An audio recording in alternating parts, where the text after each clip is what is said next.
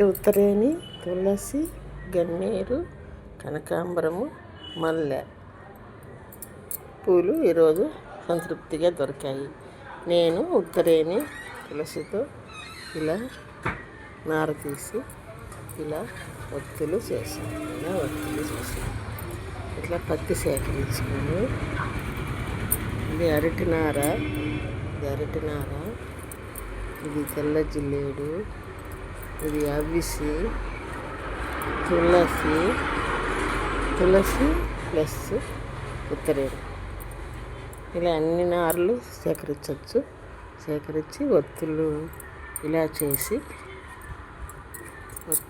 చేసి దీంట్లో నారబెట్టి ఇది దేవునికి దీపం వెలిగిస్తే సంతృప్తికి మనము చాలా మంచి యాగం చేసినంత పుణ్యము దొరుకును, అంత మంచి జరుగును, శుభ పరిమాణాలు వసుకుని దేవుని దయ లభించును.